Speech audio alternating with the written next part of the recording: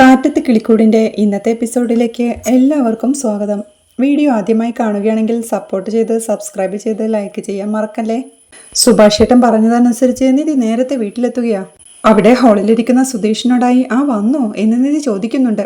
അതെ വന്നോ, ഫോൺ വിളിച്ച് നേരത്തെ വരാൻ പറഞ്ഞതല്ലേ എന്ന് സുധീഷും ചോദിക്കുന്നുണ്ട്. ഞാൻ എത്തുന്നതിന് മുന്നേ എത്തിയല്ലോ, അതാ ചോദിച്ചതെന്ന് നിധിയും പറയുകയാ. നിധി ഒരു കാര്യം പറഞ്ഞാൽ അതനുസരിക്കാതിരിക്കാൻ പറ്റുമോ എന്ന് സുധീഷ് പറയുമ്പോഴേക്കും ശരി എന്ന് പറഞ്ഞ് അവൾ അവിടമാകെ ഒതുക്കി വെക്കാൻ തുടങ്ങുകയാ. ഇതൊക്കെ ഇപ്പൊ എന്തിനാ ചെയ്യണമെന്ന് സുധീഷ് ചോദിക്കെ ആ കസേരയൊക്കെ എടുത്തൊന്ന് ഒതുക്കി വെക്ക് എന്ന് നിധിയും പറയുന്നുണ്ട്. കാര്യം പറയാന്ന് സുധീഷ് പറയെ ആദ്യം പറയുന്ന കേൾക്കുന്ന നിധിയും. സുധീഷ് കസേര ഒതുക്കി വെച്ചുകൊണ്ട് നിധിയെ ഇത്ര തിടുക്കത്തിൽ എന്തിനാ ഇതൊക്കെ ചെയ്യുന്നതെന്ന് ചോദിക്കുന്നുണ്ട്. ഇന്നൊരു ഗസ്റ്റ് ഉണ്ടെന്ന് അവൾ പറയെ. ആര്? തന്റെ അച്ഛനോ എന്ന് സുധീഷും. നിധി അവനെ ദേഷ്യത്തോടെ നോക്കി നിൽക്കേ. അയ്യോ അങ്ങനെയല്ല, ഇത്ര പെട്ടെന്ന് ഓഫീസിൽ നിന്ന് വന്ന് കാര്യങ്ങളൊക്കെ ചെയ്യുന്നത് കണ്ടപ്പോഴേ അച്ഛനോ അമ്മയോ ഏട്ടത്തിയോ ആരെങ്കിലും വരുന്നുണ്ടോന്ന് ചോദിച്ചെന്നേ ഉള്ളൂ എന്ന് സുധീഷും. നിധി ഒന്നും മിണ്ടാതെ ദേഷ്യത്തോടെ അവനെ തന്നെ നോക്കി നിൽക്കണതുണ്ട്. ശരിയാണല്ലോ, അവര് വരാനുള്ള സാധ്യതയില്ലല്ലോ, ഞാൻ അത് ഓർത്തില്ല, വേറെ ഇപ്പൊ ആര് വരാനാ എന്ന് പറഞ്ഞ ആലോചനയോട് നിൽപ്പാ സുധീഷ്. നിധി അടുക്കളയിലേക്ക് ചെല്ലുമ്പോഴേക്കും സുധീഷും പുറകെ ചെല്ലുന്നുണ്ട്. ആകെ അലങ്കോലമായി കിടക്കണ അടുക്കള കണ്ട് ഇതെന്തൊരു കിച്ചൺ ആണോ, ആകെ അലങ്കോലമായി കിടക്കുന്നത് കണ്ടോ, ഇതൊന്ന് കഴുകി അടുക്കി വെച്ചൂടായിരുന്നോ എന്ന് സുധീഷിനോടായി ചോദിച്ച് അവിടെ കിടന്ന കഴുകാനുള്ള പാത്രങ്ങളെല്ലാം സിങ്കിലേക്ക് എടുത്തിടുകയാ നിധി. എന്നിട്ടവൾ സുധീഷിനോട് കഴുകാനായി പറയുന്നുണ്ട്. ഞാനോ എന്ന് സുധീഷും. അല്ല പിന്നെ, ഇനി അതിനും സുഭാഷ് ഏട്ടനെ കാത്തിരിക്കണോ? ഈ വീട്ടിൽ ഉപയോഗിച്ച പാത്രങ്ങളല്ലേ, കഴുകി വൃത്തിയാക്കി വെക്കുന്നതിൽ ഒരു തെറ്റുമില്ല, കഴുക് എന്നൊക്കെ നിധി പറയുന്നുണ്ടെങ്കിലും സുധീഷ് പാത്രങ്ങളിലേക്ക് നോക്കി ഒരേ നിൽപ്പാ. പന്തം കണ്ട പെരുച്ചാഴിയെ പോലെ നോക്കി നിൽക്കാതെ കഴുകു സുധീഷേ എന്നവൾ പറയെ. കഴുകാമെന്ന് പറഞ്ഞ് സുധീഷ് പാത്രം കഴുകാനായി തുടങ്ങുക. ഓടി വരാൻ പറഞ്ഞപ്പോ ചാടി വന്ന് എന്നെ പറഞ്ഞാ മതിയല്ലോ എന്ന് പെറുപെറുത്തുകൊണ്ടവൻ പാത്രങ്ങളെല്ലാം ഉരച്ചു കഴുകുകയാ. നിധി വീണ്ടും പാത്രങ്ങൾ കൊണ്ടുവന്നിടുമ്പോഴേക്കും ഇങ്ങനെ കൊണ്ടുവന്ന് തള്ളല്ലേ, ഞാൻ ഓരോന്നോരോന്നായി കഴുകട്ടെ എന്ന് സുധീഷും. സാധാരണ ഇതൊന്നും അറിയാറില്ലല്ലോ, ഒരു ദിവസമെങ്കിലും തിരിച്ചറിയട്ടെ എന്ന് നിധിയും പറയുന്നുണ്ട്. സുധീഷ് ഒരു പാത്രമെടുത്ത് ഈ പാത്രത്തിൽ ഇപ്പോ അഴുക്കില്ലല്ലോ, ഇത് അങ്ങനെ തന്നെ എടുത്തു വെച്ചാൽ എന്താ കുഴപ്പമെന്ന് ചോദിക്കുന്നുണ്ട്. അതിപ്പോ സോപ്പിട്ട കൈകൊണ്ട് തൊട്ടില്ലേ, ഇനി എന്തായാലും കഴുകിക്കോ എന്നവൾ പറയുന്നത് കേൾക്കെ സുധീഷ് ദേഷ്യത്തോടെ പാത്രങ്ങൾ സിങ്കിലേക്ക് ഇടുകയാ. ഇങ്ങനെ തല്ലി ഉടയ്ക്കല്ലേ, അല്ലെങ്കിൽ തന്നെ ചതഞ്ഞ് ഞെളുങ്ങിയിരിക്കുന്ന പാത്രങ്ങളാ, ശബ്ദമുണ്ടാക്കാതെ കഴുക, അല്ലെങ്കിൽ അകത്തിരിക്കുന്ന മുഴുവൻ പാത്രങ്ങളും ഞാൻ കഴുകിക്കേ എന്നടുക്കള തൂത്തുവാരിക്കൊണ്ട് നിധി പറയുകയാ. അയ്യോ വേണ്ട, ശബ്ദം വരാതെ ഞാൻ തന്നെ കഴുകിക്കൊള്ളാം പോരെ എന്ന് ചോദിച്ചവൻ പതിയെ പാത്രങ്ങൾ ഉരയ്ക്കുന്നത് കണ്ട് നിങ്ങൾ എന്താ കളിക്കുകയാണോ എന്ന് നിധി ചോദിക്കുന്നുണ്ട്. അതല്ല, ശബ്ദം വരാതെ കഴുകുക എന്ന് സുധീഷും. ദേ, നേരമില്ലാത്ത നേരത്ത് നിങ്ങളുടെ ഈ ഓഞ്ഞ തമാശയും കൊണ്ട് വന്നാലുണ്ടല്ലോ, ഈ കഞ്ഞിക്കലം എടുത്ത് തലക്കടിക്കും ഞാൻ, വേഗം പറഞ്ഞ പണി തീർക്കാൻ നോക്കുന്ന നിധി ദേഷ്യത്തോടെ പറയുന്നുണ്ട്. അപ്പോഴേക്കും ഹരീഷിന്റെ ബൈക്കിൽ നികേഷും വീട്ടിലെത്തിയിരുന്നു. നികേഷ് ഹാളിലേക്ക് വന്നിരുന്ന് ഏട്ടത്തിന്ന് വിളിക്കുമ്പോഴേക്കും എന്താടാ നികേഷേ എന്ന് ചോദിച്ച് സുധീഷ് അങ്ങോട്ട് പോവാൻ തുടങ്ങുകയാ. അതുകൊണ്ട് നിധിയും ഹലോ എന്ന് ചോദിക്കുന്നുണ്ട്. അല്ല നികേഷ് എന്ന് സുധീഷ് പറയേ. നിങ്ങൾ അവന്റെ ഏട്ടത്തിയാണോ എന്ന് നിധിയും ചോദിക്കുന്നുണ്ട്. അല്ലെന്ന് സുധീഷ് പറയേ. എന്നാ പറഞ്ഞ പണി തീർക്ക് എന്ന് പറഞ്ഞ് നിധി ഹാളിലേക്ക് പോകാൻ തുടങ്ങുമ്പോഴേക്കും സുധീഷ് പുറകിൽ നിന്ന് കൊഞ്ഞനം കുത്തുന്നുണ്ട്. നിധി ശബ്ദം കേട്ട് പെട്ടെന്ന് തിരിഞ്ഞു നോക്കുമ്പോഴേക്കും കാണുന്നത് കൊഞ്ഞനം കുത്തി നിൽക്കുന്ന സുധീഷിനെയാണ്. അവൾ നോക്കിയത് കണ്ട് സുധീഷ് മുഖം കൊണ്ട് ഓരോ ആംഗ്യം കാണിക്കുകയാ. വേഗം കഴുകി വെച്ചിട്ട് വാ എന്ന് പറഞ്ഞ് അവൾ ഹാളിലേക്ക് പോവുകയാ. എന്താ എടുത്തി വരാൻ പറഞ്ഞേ എന്ന് നികേഷ് ചോദിക്കേ. നിന്റെ ക്ലാസ് കഴിഞ്ഞായിരുന്നോ എന്ന് നിധി ചോദിക്കുന്നുണ്ട്. ലാസ്റ്റ് പീരീഡ് കഴിയാറായപ്പോഴാ മെസ്സേജ് കണ്ടത്, അപ്പോഴേക്കും ഹരീഷ് ഏട്ടൻ പിക്ക് ചെയ്യാൻ വന്നു എന്ന് നികേഷ് പറയുമ്പോഴേക്കും അങ്ങോട്ടെത്തിയ സുധീഷും എന്താ നിധി എല്ലാരോടും വരാൻ പറഞ്ഞത് എന്തിനാണെന്ന് ചോദിക്കുന്നുണ്ട്. അതെ, കുറച്ചു നേരത്തിനുള്ളിൽ സുഭാഷ് ഏട്ടനെ കാണാൻ വേണ്ടി പെൺ വീട്ടിൽ നാളെ വരും എന്നവൾ പറയുന്നത് കേൾക്കെ എല്ലാവരും അമ്പരപ്പോടെ പരസ്പരം നോക്കുകയാ. നിങ്ങൾ എന്തിനാ എന്നെ നോക്കുന്നത്, എനിക്കറിയാൻ പാടില്ലെന്ന് സുധീഷ് നികേഷിനോടും ഹരീഷിനോടുമായി പറയുന്നുണ്ട്. അല്ല, ഇതാരാ ഏർപ്പാടാക്കിയേ എന്ന് ഹരീഷ് ചോദിക്കേ. സുഭാഷ് ഏട്ടൻ തന്നെ ഏർപ്പാടാക്കിയതാ എന്ന് നിധി പറയുന്നുണ്ട്. സുഭാഷ് ഏട്ടൻ തന്നെ പെൺവീട്ടുകാരോട് ഇങ്ങോട്ട് വരാൻ പറഞ്ഞോ എന്ന് നികേഷും ചോദിക്കുക. അതെ എന്ന് നിധി പറയേ. അല്ല, നമ്മളോട് ആരോടും ഡിസ്കസ് ചെയ്യാണ്ടോ, സുഭാഷ് ഏട്ടൻ അങ്ങനെ ചെയ്യാറില്ലല്ലോ എന്ന് ഹരീഷ് പറയുന്നുണ്ട്. അതിലും വിശ്വസിക്കാൻ പറ്റാത്ത ഒന്നുണ്ട്, സുഭാഷ് ഏട്ടൻ ആ ബ്രോക്കറോട് പറഞ്ഞേ ആ വീട്ടുകാരോട് മാത്രമല്ല ആ പെൺകുട്ടിയോടും നേരിട്ട് കണ്ട് സംസാരിച്ച് എല്ലാം ഉറപ്പിച്ചു എന്നവൾ പറയുന്നത് കേൾക്കെ വിശ്വസിക്കാനാവാതെ നിൽപ്പാണ് നികേഷും ഹരീഷും സുധീഷുമെല്ലാം. ഇതിപ്പോ എന്നിട്ട് അവർ ഓക്കെയും പറഞ്ഞോ, ഇതൊക്കെ എപ്പോഴാ നടന്നത് എന്ന് സുധീഷ് ചോദിക്കുന്നുണ്ട്. അതൊക്കെ എപ്പോഴും നടന്നു, നമ്മൾ അറിഞ്ഞില്ലെന്നേ ഉള്ളൂ എന്ന് നിധിയും.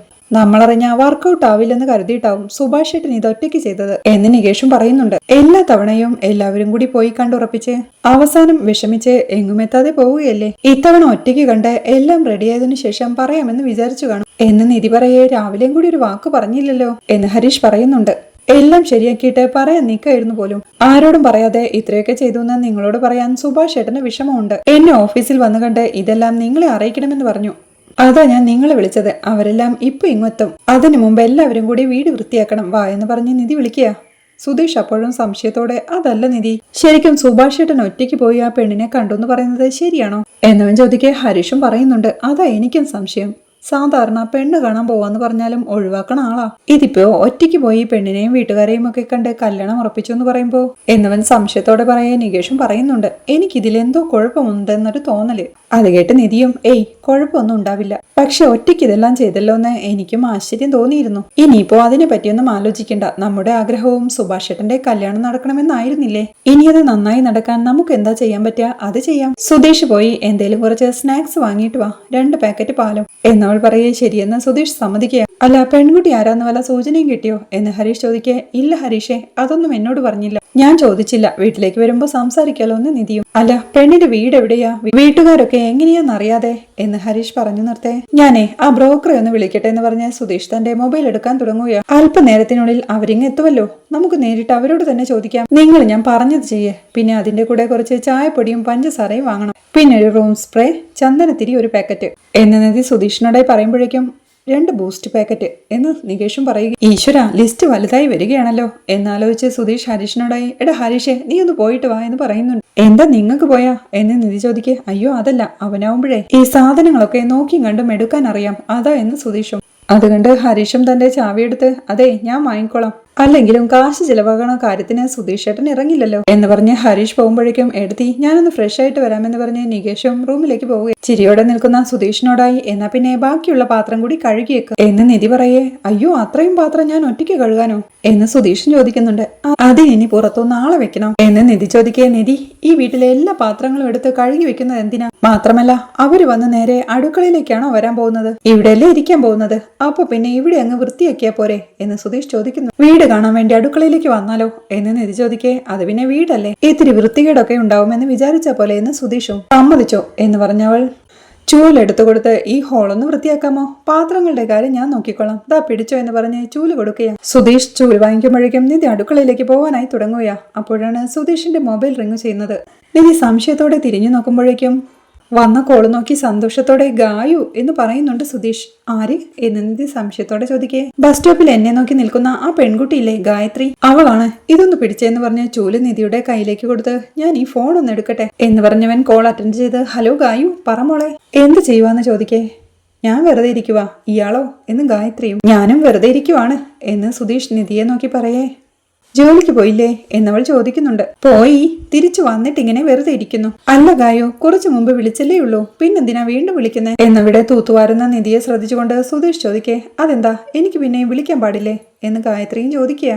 അയ്യോ ഗായു എന്നെ എപ്പോ വേണമെങ്കിലും വിളിക്കാലോ, എത്ര തവണ വേണമെങ്കിലും വിളിക്കാം.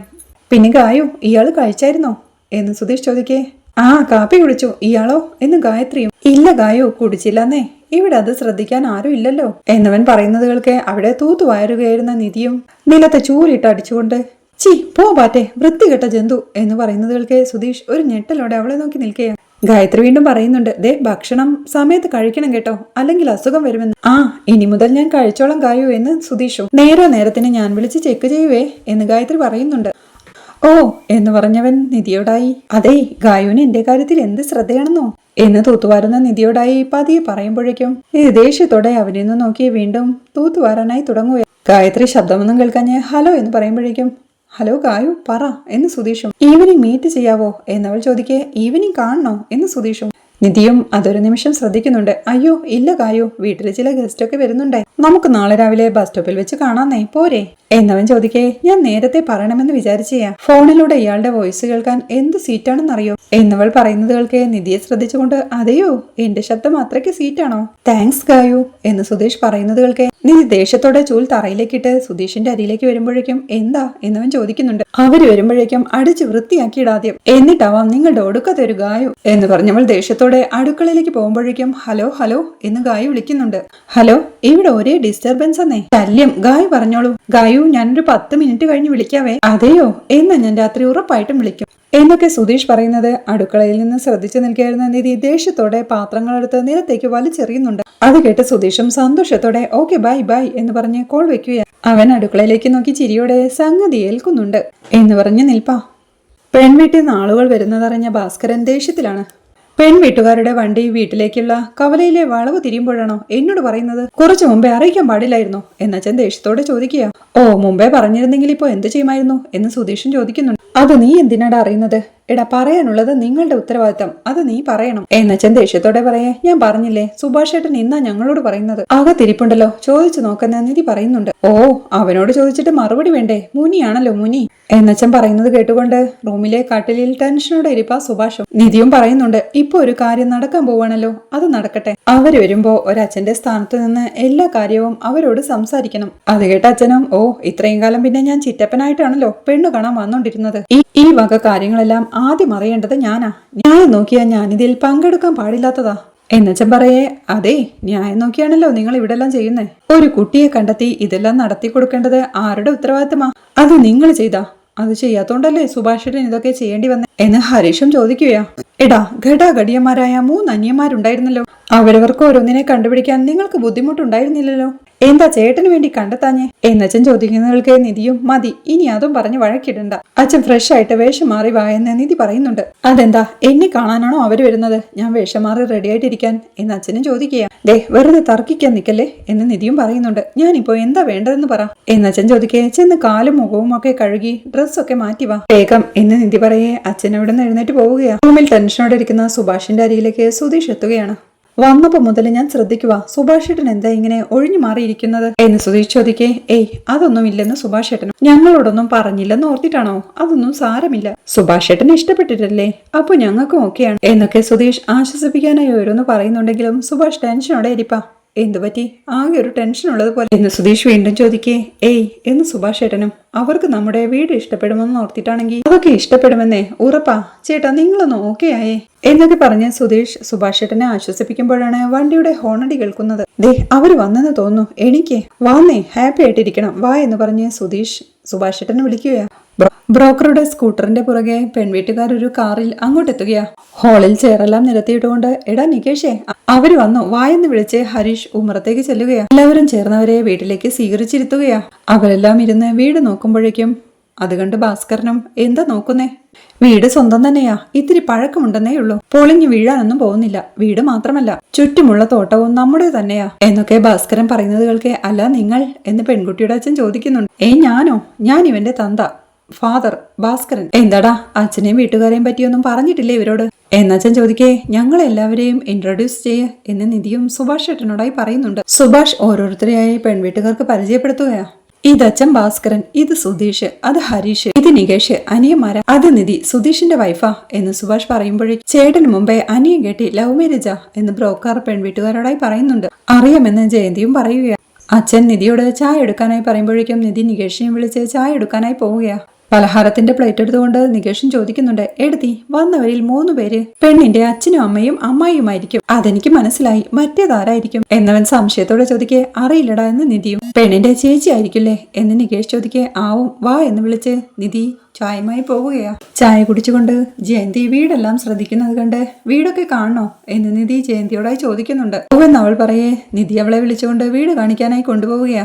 നിധി അവളെ എല്ലായിടവും കാണിച്ചു കൊടുക്കണ കണ്ട് പെണ്ണിന്റെ ചേച്ചിയാണെന്ന് തോന്നുന്നു അല്ലേ എന്ന് നികേഷ് സുധീഷിനോടായി ചോദിക്കുന്നുണ്ട്. കണ്ടിട്ട് അങ്ങനെ തന്നെ തോന്നുന്നു എന്ന് സുധീഷ്. ജയന്തി തിരികെ വന്നിരിക്കുമ്പോഴേക്കും സുധീഷ് പറയുന്നുണ്ട്. ഇപ്പോഴത്തെ അവസ്ഥ നോക്കണ്ട, കല്യാണത്തിന് മുമ്പേ ആവശ്യമുള്ള ഫർണിച്ചറൊക്കെ വാങ്ങിച്ചിടാമെന്ന്. ജയന്തിയുടെ അമ്മയും ചോദിക്കുന്നുണ്ട്. കുടുംബത്തിലെ മൂത്തയാള് സുഭാഷ് അല്ലേ, അപ്പൊ അനിയന്മാരുടെ കാര്യത്തിലൊക്കെ മുഴുവൻ ഉത്തരവാദിത്വവും സുഭാഷിനായിരിക്കുമല്ലേ എന്ന്. അത് കേട്ട് ഹരീഷും, അല്ല അങ്ങനൊന്നുമില്ല, ഇവിടെ എല്ലാവരും അവരവരുടെ കാര്യങ്ങൾ നോക്കാൻ പ്രാപ്തിയുള്ളവരാ. സുഭാഷ് ഏട്ടൻ ഞങ്ങളെ എല്ലാവരെയും നിയന്ത്രിക്കുന്നേ ഉള്ളൂ.